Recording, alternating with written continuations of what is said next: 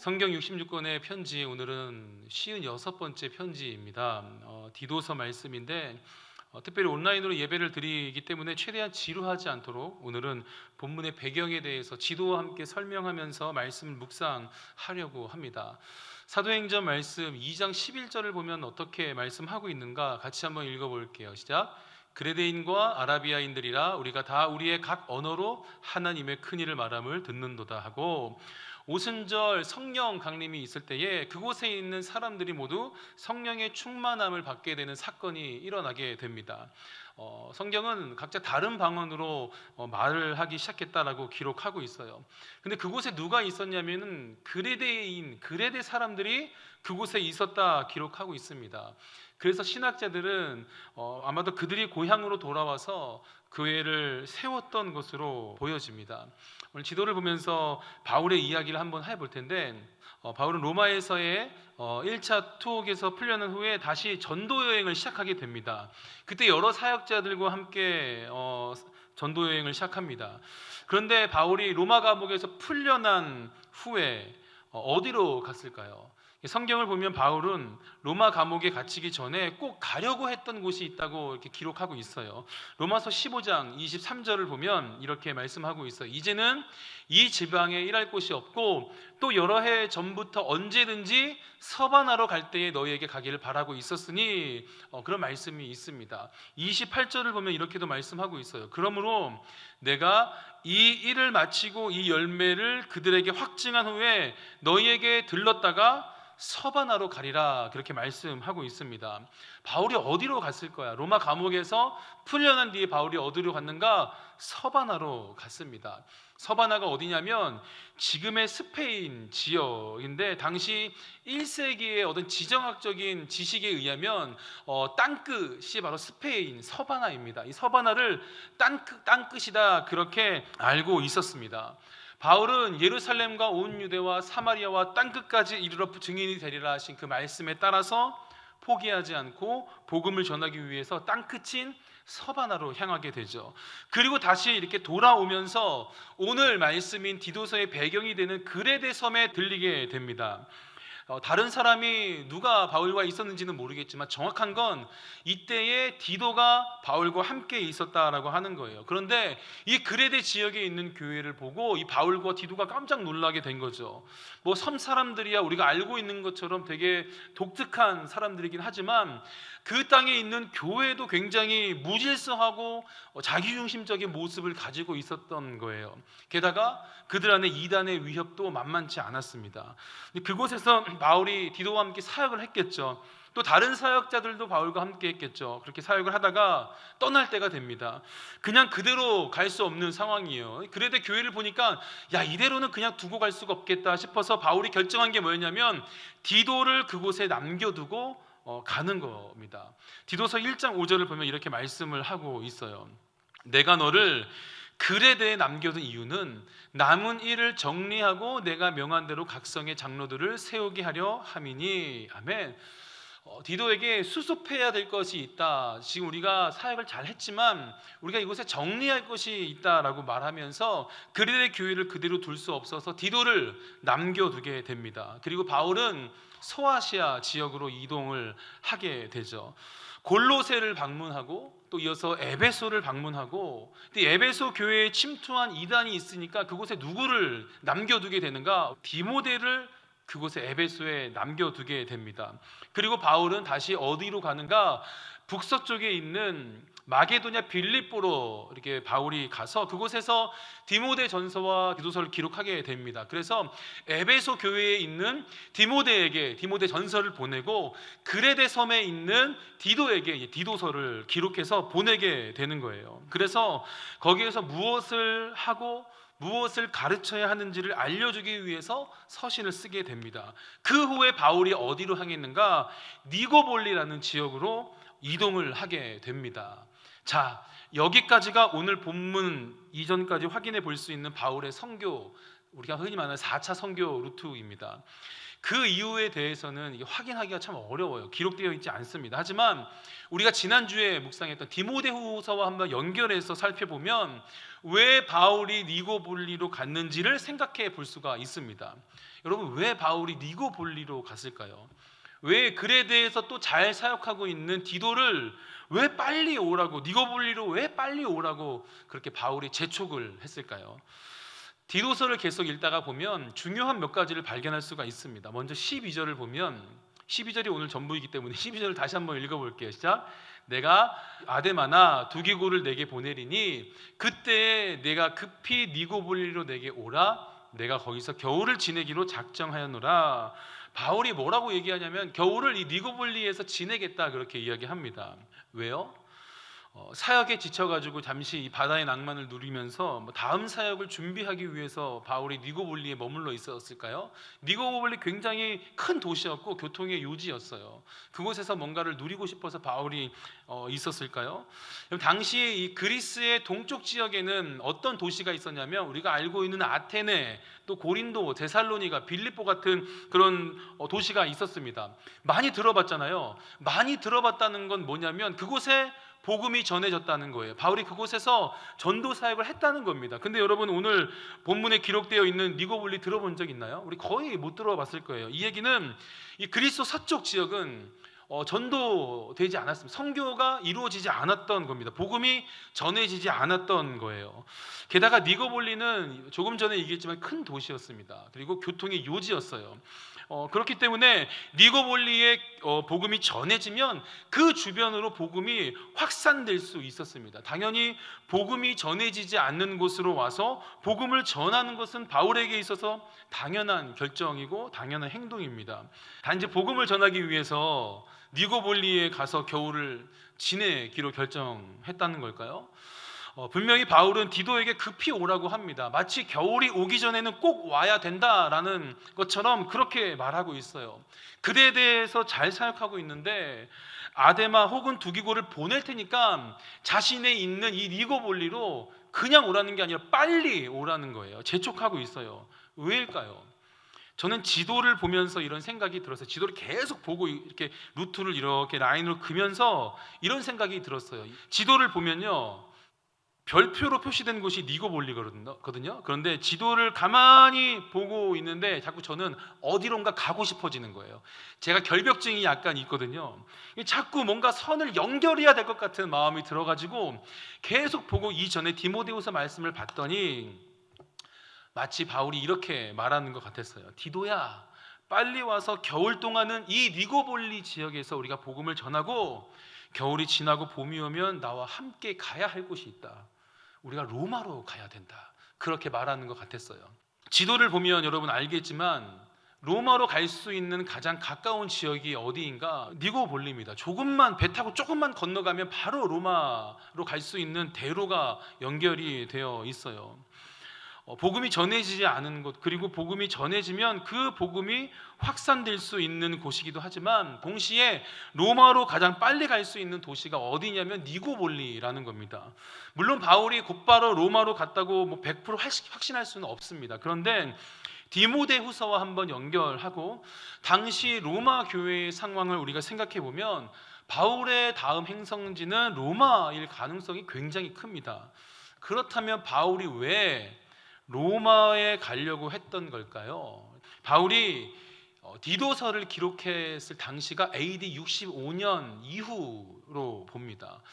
여러분, 64년에 로마에 어떤 일이 일어났다고 했죠? 로마에 대화재가 발생하게 됩니다. 네로가 기독교인들에게 다 덮어 씌우고 AD 65년부터 본격적으로 이 그리스도인을 향한 정말 대학살과 박해가 이루어지게 됩니다. 그때의 베드로는 십자가에 거꾸로 매달려서 순교했다고 전해집니다. 많은 그리스도인들이 십자가에 못 박히고 불에 태워 죽임을 당하고 동물의 가죽을 뒤집어 씌워놓고 정말 무서운 사나운 동물들에게 찢겨 죽기도 했습니다. 그때 로마 교회 네로에 의해서 대박해와 학살이 일어나고 있는 그때에 바울은 그곳으로 가겠다고 작정을 했던 거예요. 대박해가 지금 로마 교회 안에 막 일어나고 있는데 갑자기 바울이 그곳으로 가야겠다라고 결정을 하게 됩니다. 왜 가야 됐을까요? 로마에 있는 성도들 때문에 그런 거예요. 베드로를 비롯한 많은 교회의 지도자들이 어떻게 됐습니까? 순교를 당하게 됩니다.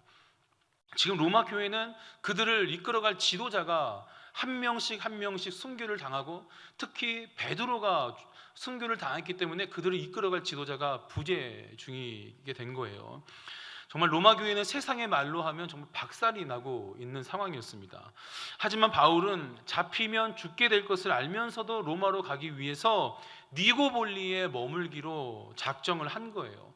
그곳에서 복음을 전하면서 이제 로마행을 준비하게 된 거죠. 그리고 지난주 디모데후서를 통해서 우리가 볼 수 있었던 것처럼 니고볼리에서 떠나서 로마로 간 바울은 붙잡히게 됩니다. 그래서 로마 감옥에 gat히게 되고, 그곳에서 재판을 받고 모든 사람들이 떠나고 누가만 남게 되죠. 그리고 사형을 준비하면서 사형을 이렇게 선고받아서 기다리면서 마지막을 준비하게 됩니다. 여러분, 로마로 가면 어떻게 될지 바울이 알았을까요? 몰랐을까요? 알고 있었어요. 알고 있음에도, 이후에 어떤 상황이 그에게 주어질지 알고 있음에도 그는 로마에 가기로 결정을 합니다. 마치 마지막 십자가의 그 죽음 다 알면서 예루살렘으로 향해 갔던 예수님의 발걸음과 같다는 생각이 들었어요. 그의 마음에 그리스도 예수의 마음이 있었던 거죠. 그렇게 바울은 니고볼리에서의 마지막 사역을 준비했던 것 같습니다. 어쩌면 그가 복음을 전할 수 있는 마지막 도시가 니고볼리가 되겠구나, 그것을 예상하고 있었을지도 몰라요. 그럼 마지막 걸음이라는 것을 알면서 바울은 왜 로마로 가야 했을까요? 디도서 1장 우리 1절부터 3절을 보면 이렇게 말씀하고 있습니다. 우리 길지만 천천히 읽어볼게요. 시작. 하나님의 종이요 예수 그리스도의 사도인 나 바울이 사도된 것은 하나님이 택하신 자들의 믿음과 경건함에 속한 진리의 지식과 영생의 소망을 위함이라. 이 영생은 거짓이 없으신 하나님이 영원 전부터 약속하신 것인데 자기 때에 자기의 말씀을 전도로 나타내셨으니 이 전도는 우리 구주 하나님이 명하신 대로 내게 맡기신 것이라. 아멘. 여러분, 바울이 왜 로마로 갔을까요? 바울이 무슨 바울이죠? 사도 바울입니다. 바울이 사도입니다. 사도는 어떤 의미를 가지고 있냐면 보내심을 받은 자라는 의미를 가지고 있어요. 바울은 하나님께서 보낸 사람입니다. 하나님께서 명하신 곳으로 가야 하는 사람이라는 거예요. 그에게 맡겨진 것이기 때문에 당연히 바울은 외면할 수가 없었습니다. 왜 로마로 갔는가? 그가 사도이기 때문에 간 거예요. 그가 그 일 때문에 보내심을 받은 자이기 때문에 그는 로마로 갈 수밖에 없었습니다. 복음을 위해서요. 하나님 나라의 복음을 위해서 핍박 가운데 사랑하는 로마에 있는 로마 교회 성도들이 그 믿음이 무너지지 않도록, 그 복음이 무너지지 않도록 그 복음을 지키기 위해서 바울은 보내심을 받았다는 겁니다. 그 복음을 전하는 사명을 감당하기 위해서 바울은 죽음을 무릅쓰고 로마로 가야 했던 거예요. 예수님께서 이렇게 기도하시잖아요. 주님, 이 잔을 내게서 옮겨주십시오 아버지. 그렇게 간청할 만큼 고통스러운 걸음이었지만 우리 예수님이 곧이어서 내 뜻대로 하지 마시고 아버지 뜻대로 하옵소서, 그렇게 고백합니다. 이 말은 내가 사명을 따르겠습니다, 나에게 맡겨진 짐 내가 짊어지겠습니다 라고 고백하는 것과 같아요. 그 십자가 사명으로 모든 것을 감당하셨습니다. 바울도 끝까지 그 사도로서의 사명, 보내심을 받은 자로서의 사명을 감당한 겁니다. 여러분, 하나님께서는 여러분을 보내셨어요. 여러분에게 사명을 주셨습니다. 아직 발견을 못했다 이렇게 말할 수 있지만 오늘도 하나님은 여러분에게 맡겨주신 것들이 참 많습니다. 때로는 우리가 주님 이거 나에게서 옮겨주십시오라고 기도할 만큼 힘겹지만 아버지의 뜻에 따라 행해야 될 사명의 자리를 우리 모두에게 허락해 주셨다는 거예요. 맡기신 대로, 부르신 대로 행하기를 바라면서 하나님은 오늘도 우리에게 사명을 맡겨주셨습니다. 여러분, 그 사명을 따라갈 수 있는 삶이 되기를 바라요. 그런데 바울은 로마에 함께 갈 사람, 그의 사명의 걸음에 함께 할 사람으로 누구를 부르고 있습니까? 디도를 부르고 있어요. 왜냐하면 그 사명의 걸음에 디도의 동행이 반드시 필요했기 때문에 디도를 부릅니다. 고린도후서를 보면 디도에 대한 이야기가 나옵니다. 디도의 도움을 받았던 바울의 이야기가 담겨져 있어요. 당시 고린도 교회에는 바울을 불신하는 사람들이 많이 있었어요. 그런데 디도가 이 바울과 고린도 교회를 중재하는 역할을 하면서 화해를 이끌어냅니다. 그리고 디도서 1장 12절을 보면 뭐라고 말씀하고 있냐면, 그레데인 중에 어떤 선지자가 말하되 그레데인들은 항상 거짓말쟁이며 악한 짐승이며 배만 위하는 게으름 뱅이라 하니, 그렇게 말씀하고 있습니다. 그레데에 사는 사람만이 아니라 그레데 교회의 성도들도 이와 같은 모습을 가지고 있었어요. 그레데가 여러분 사역하기 쉬운 곳일까요? 어려운 곳일까요? 너무너무 힘든 지역이 그레데 교회였어요. 게다가 그레데는 로마 제국에 맞서서 자주 막 밀란을 일으켰던 굉장히 거친 사람들이었습니다. 그런 곳을 맡길 정도로 디도는 엄청난 끈기를 가지고 있었던 사람이라는 거죠. 흔들리지 않는 강한 멘탈의 소유자. 디모데가 바울의 오른팔이었다면 디도는 바울의 왼팔과 같은 사람이었어요. 바울에게 있어서 가장 든든한 동역자가 누구인가 묻는다면 저는 되게 금방 디도이다라고 말하고 싶습니다. 바울이 가장 외롭고 힘겨울 때 그에게 정말 큰 위로자가 되었던 사람이 디모데라면, 바울이 가장 힘겨운 곳, 바울에게 가장 큰 힘이 될 수 있는 사람이 저는 디도였다고 생각해요. 게다가 위축되어 있는 로마 교회를 위로할 수 있는 사도였습니다. 쉽게 말하면 디도는 가장 힘들 때 가장 힘든 곳으로 같이 가자고 할 수 있는 동역자였던 거예요. 그리고 디모데후서 4장 10절을 보면 바울이 2차 투옥으로 사람들이 다 떠나고 누가만 남았다고 말할 때에 이 디도가 어디로 갔냐고 기록하고 있냐면 달마디아로 갔다 기록하고 있습니다. 디도를 데리고 갔으면, 로마까지 갔으면 바울의 마지막 그 아름다운 모습을 디모데처럼 보여주고 싶어 해야 될 것 같은데 디도를 다시 달마디아로 보내요. 달마디아가 어딘지 잘 몰랐어요. 그래서 막 찾아봤어요. 달마디아가 어딜까? 그랬더니 마게도냐 북서쪽 아드리아 연안이라, 이거 외에는 없어요. 근데 거기가 어디냐면 니고볼리 지역이에요. 이 달마디아 지역 안에 니고볼리가 속해 있습니다. 바울은 이 디도를 그가 마지막으로 복음을 전했던 지역으로 다시 보낸 거예요. 왜냐하면 아직 그 지역은 복음이 더 전해져야 됐고 누군가의 돌봄이 필요했기 때문에 마지막 자신의 아름다움을 디모데와 같이 보내는 것이 아니라 디도를 그냥 보냅니다. 왜? 디도가 감당해야 될 사명이기 때문이에요. 여러분, 슬기로운 의사 생활을 보면 교수님들이 이렇게 수술을 하고 나서 뒤를 잘 부탁할게 그러고서 나갑니다. 그러면 누가 정리를 하죠? 레지던 뭐죠? 갑자기 기억이 안 나. 다른 의사들이 정리를 합니다. 어렵지 않은 것을 정리한 장면이 있어요. 디도가 바울의 사역을 정리하기 위해서 달마디아로 간 것일까요? 단지 바울의 사역을, 바울이 정리하지 못한 사역을 내가 정리해야겠다, 그런 마음으로 달마디아로 간 걸까요? 그렇지 않습니다. 왜? 디도도 사도이거든요. 그것이 사도인 디도의 사명이었어요. 그곳으로 가서 다시 복음을 전하고 말씀을 가르치는 것이 디도의 사역이었습니다. 그것으로 보내심을 받았기 때문에 그 사역을 감당하게 된 거예요. 그런데 바울이 로마로 향하기 위한 사명의 준비에 또 다른 사람의 움직임이 보인다는 것을 우리는 발견할 수 있습니다. 누구일까요? 두기고입니다. 지난주에 얘기하려고 했는데 성경은 두기고에 대해서도 특별히 설명하고 있지 않아요. 다만 바울이 로마 감옥에서 쓴 편지를 에베소에 전달한 사람이 누구냐면 두기고예요. 바울이 감옥에서 쓴 편지를 골로새 교회에 이렇게 전해준 사람이 누구냐면 두기고예요.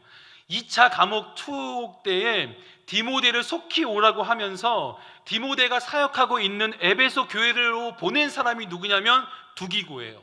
그리고 오늘 디도를 그가 있는 니고볼리로 오라고 하면서 그곳으로 내가 보내겠다 하는 사람이 누구냐면 두기고예요. 여러분, 두기고는 그런 사람이었어요. 바울의 전령 같은 사람이었어요. 바울이 서신을 전해주고 이곳에 사역하는 사람이 나에게 와야 되니까 두기고 자네가 가서 그곳을 좀 잘 맡아주게나, 그렇게 뭔가 임시 목회자처럼 그렇게 보내는 사람이 두기고였습니다. 어찌 보면 사도라고 하기에 뭔가 임시 사역자 같고 뭔가 수습만 하는 것 같고 뭔가 심부름만 하는 것처럼 보입니다. 이 두기고라는 사역자는 다른 사도들에 비해서 많은 비중을 차지하고 있는 것 같지 않아 보여요. 저도 그렇게 생각했거든요. 말씀 성경에 그렇게 많이 등장하고 있지 않아요. 근데 참 두기고는 좋은 전령이었구나. 참 좋은 체력이 참 좋은 사람이었구나. 험산줄령을 막 넘어가야 되니까 정말 체력과 마음이 정말 튼튼한 사람이었구나. 그냥 그 정도 생각하고 있었어요. 그런데 만약에 여러분 두기고가 에베소나 골로새 교회에 바울의 서신을 전달할 때 혹은 디모데에게 그 편지를 전달하려 갈 때에 중간에 실수했다고 생각해 보세요. 그럼 어떻게 되죠? 지금 우리가 이 순간에 우리에게 교훈을 주고 책망과 바르게 함과 의로 교육하게 유익하고 하나님의 사람으로 온전하게 하며 모든 선한 일을 행할 능력을 갖추게 하는 하나님의 말씀을 우리가 접하지 못하게 되는 상황이 됩니다. 그렇지 않을까요? 골로새서와 에베소서, 디모데 후서, 여러분 만약에 두기고가 이 전달을 제대로 못했다면, 못하는 사람이었다면 우리는 디모데후서도 여러분 신학자들은 두기고가 전달했다라고 얘기하거든요. 이 말씀들을 우리는 접하지 못할 수도 있었어요. 그렇게 생각하니까 바울의 심부름꾼, 바울의 편지를 전달하는 그냥 전달자 정도의 사람이 아니라 하나님의 말씀을 붙들고 정말 험한 줄령을 넘는 가장 큰 사명을 가진 사도구나라는 생각이 들었습니다. 게다가 그가 편지만 전달했는가? 그렇지 않아요. 에베소서 6장 22절은 뭐라고 말씀하고 있는가? 우리 사정을 알리고 또 너희 마음을 위로하기 위하여 내가 특별히 그를 너희에게 보내었노라. 에베소 교회, 또 골로새 교회에 관련된 편지, 골로새서 4장 8절을 보면 똑같은 말씀이에요. 내가 그를 특별히 너희에게 보내는 것은 너희로 우리 사정을 알게 하고 너희 마음을 위로하게 하려 함이라, 그렇게 말씀하고 있습니다. 에베소 교회, 골로새 교회는 위로가 필요했어요. 바울은 감옥에 갇혀 있는 상황이라 갈 수 없었어요. 그래서 바울을 대신해서 그들을 위로할 사람이 필요했는데 그가 누구였냐면 두기고였습니다. 두기고가 바울의 사명을 위해서 심부름을 한 것이 아니라 두기고의 사명이 바울의 사명과 함께 마주쳐서 만나서 그곳으로 보내진 거예요. 하나님께서 두기고를 통해서 에베소와 골로새 교회를 위로하기 원하셨던 겁니다. 바울의 사명을 돕는 정도가 아니라 그것이 두기고에게 주어진 사명이었던 거예요. 그런데 여러분, 그래요. 두기고까지 우리가 정말 사명을 가진 사람이구나 그렇게 생각합니다. 12절을 보면 너무너무 생소한 이름이 등장합니다. 12절 다시 한번 읽어볼까요? 시작. 내가 아데마나 두기고를 내게 보내리니 그때에 내가 급히 니고볼리로 내게 오라. 내가 거기서 겨울을 지내기로 작정하였노라. 여러분 뭐라고 되어 있죠? 누가 처음 보는 이름 누구 있죠? 두기고 들어봤잖아요. 근데 이 사람의 이름은 처음 들어봤어요. 누구냐면 아데마입니다. 아데마. 바울은 아데마나, 전 처음에 두기고의 성이 아데마나인 줄 알았거든요. 근데 아데마 혹은 두기고를 그레대로 보내겠다 그렇게 기록하고 있습니다. 두기고 말고 또 한 사람의 이름이 등장하고 있어요. 아데마입니다. 저는 아데마가 그레대로 갔던 것 같아요. 아데마라는 사람이에요. 아데마는 성경을 다 뒤져도 오직 디도서에만 등장하는 이름입니다. 이 사람이 어떤 사람인지에 대한 알 방법이 없습니다. 로마 교회가 여러분 대박해를 당하고 있는 시점에 베드로와 많은 사도들이 순교한 그때 로마 교회를 향해 나아가려는 바울이 있었고, 죽음을 두려워하지 않고 사명의 길을 걷는 바울과 디도가 있었어요. 두기고가 있었어요. 역시 이 바울은 정말 멋진 사도구나 이런 생각이 들지 않나요? 바울의 이 선교의 과정이나 루트들을 보면 정말 감격스럽다. 바울 정말 멋있다. 그리고 그와 함께하는 강인한 사도, 디도 정말 멋지구나. 두기고 정말 멘탈 장난 아니구나. 체력이 좋은 두기고, 이렇게 뭔가 이렇게 칭찬할 만한 것들이 있는데 정말 감격스러운데 갑자기 등장해요. 아데마. 어찌할 바를 모르겠는 거예요. 왜? 처음 들었거든요. 누군지 모르겠거든요. 그리고 13절을 보면 또 누가 등장하고 있냐면 세나, 아볼로, 여기에서만 등장하고 있는 두 사람입니다. 제가 사전을 찾아보고 주석을 찾아보고 아무리 찾아도 이 사람들에 대한 설명이 구체적으로 기록된 것이 없어요. 여러분 어떤 생각이 드세요? 정말 이 사람들은 보잘것없고 사역에 어떤 사명이 없어서 이 사람들에 대해서 설명하지 않고 있는 걸까요? 저는 이 사람이 누구인지 모릅니다. 아데마가 누구인지 모릅니다. 세나 아볼로 들어본 적이 없어요. 그런데 생각해 보면요, 이 외에도 정말 이름을 알 수 없는 수많은 사람들이 바울의 사역에 동역했다는 거예요. 연보를 하기도 하고, 물질로 바울을 돕기도 하고, 숙소를 제공하기도 하고, 먹을 것을 주기도 하고, 또 성경에 다 기록할 수 없을 정도로 복음을 전하는 사도 바울의 사역에 크고 작은 손길과 마음으로 동역한 사람들이 굉장히 많다는 겁니다. 그런데 바울의 사명을 위해서 그들이 그냥 희생한 걸까요? 디도가 바울의 사명을 이루는 것을 돕기 위해서 로마로 죽기 위해서 동행했을까요? 바울의 사명을 위해 두기고가 그냥 심부름만 했을까요?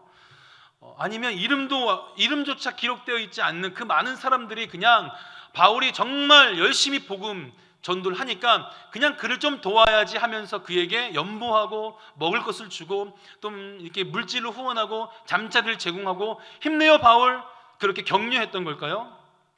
여러분, 저는 이 상황들을 하나하나 생각하면서 정말 감격스러웠어요.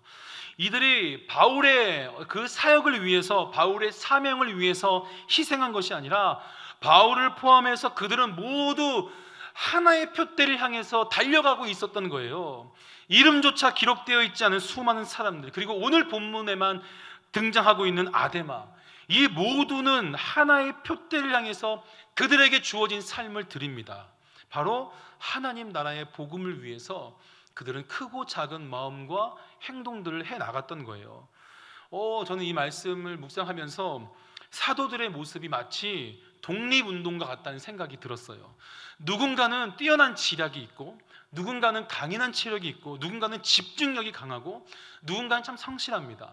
누군가는 흔들리지 않아요. 누군가는 멘탈이 정말 강하고, 누군가는 정말 유머러스합니다. 누군가는 모든 것에 능하고, 그렇게 그에 맞는 역할들을 그 독립운동가들은 각자의 어떤 능력에 맞게 감당했을 겁니다. 여러분, 그런데 그들을 이끌어갔던 지도자를 위해서 그들이 목숨을 바쳐서 독립운동을 했나요?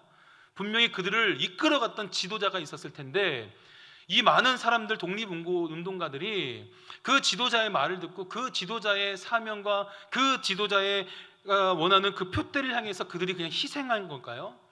아니요. 저마다의 모습, 저마다의 움직임, 그 크고 작은 그 사람들 모두는 하나의 표대, 하나의 사명을 가지고 있었어요. 뭐냐? 나라의 독립이었어요. 그냥 지도자를 돕기 위해서 그들이 가지고 있는 어떤 힘과 재능을 쓴 것이 아니라 나라의 독립을 위해서 그들은 애를 썼던 거예요. 그들은 오고 가고 주고받으면서 각자의 역할에 따라 움직였을 겁니다. 그리고 독립운동가에게 먹을 것을 주기도 하고, 돈을 보내주기도 하고, 숨겨주기도 하고, 힘을 내라고 격려하고, 그들을 위해 기도한 이름을 알 수 없는 수많은 사람들이 그곳에 존재했습니다. 그 모든 사람의 마음은 오직 하나였어요. 대한민국의 독립이었어요. 단지 그들을 돕기 위한 작은 손길이 아니라 대한민국의 독립을 위한 작은 사명의 움직임이었다라고 하는 겁니다. 사도들도 그랬거든요. 오는 사람, 가는 사람, 주는 사람, 받는 사람, 누군가의 유익을 위해 산 넘고 바다 건너는 것이 아니라 오직 하나님 나라의 복음을 위해서 그들은 크고 작은 사명으로 하나가 되었다는 거예요. 바울이 좀 더 영향력을 많이 발휘했을 뿐이지, 바울에게 힘내요 바울 그렇게 복음을 전하는데 격려했던 그 한 사람의 외침도 작은 사명의 움직임이었고 행함이었다라고 하는 겁니다. 여러분, 이곳에 있는 사람 한 사람만 빠져도 문제가 생길 수 있어요. 누군가는 자막을 담당해야 되고, 누군가는 영상을 송출해야 되고, 누군가는 음향을 맡아야 되고, 누군가는 찬양을 준비합니다. 또 저는 설교를 준비하죠. 여러분은 제 설교를 위해서 수고하는 건가요? 전혀 그렇지 않아요. 누군가의 유익을 위해서 여러분이 희생하는 것 아니에요. 우리 모두는 하나의 표대를 가지고 있어요. 하나님께 예배드리기 위해서 우리에게 주어진 것을 그 선에 맞추어서 함께 가는 거죠. 그리고 이 모든 것들이 모이고 모여서 하나님의 나라를 향해 갑니다. 청년부 제가 함께 하는 사역도 마찬가지예요. 여러분들이 제 사역을 돕는다고요? 그렇지 않습니다. 하나의 표대를 가지고 여러분 각자에게 주어진 사명의 움직임이 합쳐져서 우리는 하나님 나라의 복음을 전하기 위해서, 그 나라의 은혜와 사랑을 전하기 위해서 우리 함께 동역하는 거예요. 여러분이 하는 한마디 한마디 작은 섬김과 손길, 아무것도 아니라고 생각한 그 작은 움직임이 저는 그와 같은 힘을 가지고 있다고 믿어요. 바울의 선교 사역을 한 걸음 한 걸음 짚어가면 정말 대단한 사람이라는 생각이 듭니다. 그리고 그 옆에는 디모데가 있었어요. 디도가 있었어요. 누가도 있었고, 마가, 실라도 있었고, 바나바도 있었어요. 두기고도 있었어요. 정말 많은 사역자들이 바울과 함께 했어요. 그들이 바울을 도운 것이 아니라 그 모든 사람들이 하나의 표대를 향해서 각자의 그 사명이 모여서 한 손으로 향해 나아갔다라고 하는 겁니다. 정말 많은 사람들이 함께 했잖아요. 게다가 오늘 본문에 등장하고 있는 알 수 없는, 누군지 잘 모르는, 참 천국에 가서 물어볼게요. 잘 몰라서 죄송합니다. 아데마, 세나, 아볼로, 정말 이름도 저는 사실 처음 들어본 누군지 몰라요. 그런데 그런 사람들도 굉장히 많이 바울의 그런 복음 사역에 동역했고, 이름조차 거론되어 있지 않는 더 많은 사람들이 함께 했다라고 하는 겁니다. 여러분 기억할 수 있었으면 좋겠어요. 어느 것 하나 무가치한 움직임은 없었다고 저는 믿습니다. 바울 힘내요, 이 한마디가 바울의 그 하나님 나라의 복음 사역에 정말 큰 힘이 될 수 있었을 거라고 저는 믿어요. 여러분, 교회와 주님을 사랑하는 여러분의 마음과 여러분의 작은 움직임 결코 무가치한 것 아닙니다. 정말 그렇게 저는 확신합니다. 정말 가치 있는 행함이고, 가치 있는 섬김이고, 가치 있는 사명의 움직임이에요. 그것이 이렇게 모여져서 함께 가는 거예요. 어디로? 하나님 나라의 복음을 위해서 함께 가는 거죠. 여러분, 복음이 흐르는 곳에 그 작은 움직임이 함께 있다는 것을 기억하기를 바랍니다. 그래서 교회와 주님을 향한 여러분의 모든 말과 행동, 모든 움직임이 소중하고 가치 있다는 것을 깨닫고 정말 감사와 감격이 넘치는 동역이 되고 그런 삶이 될 수 있기를 주님의 이름으로 축복합니다.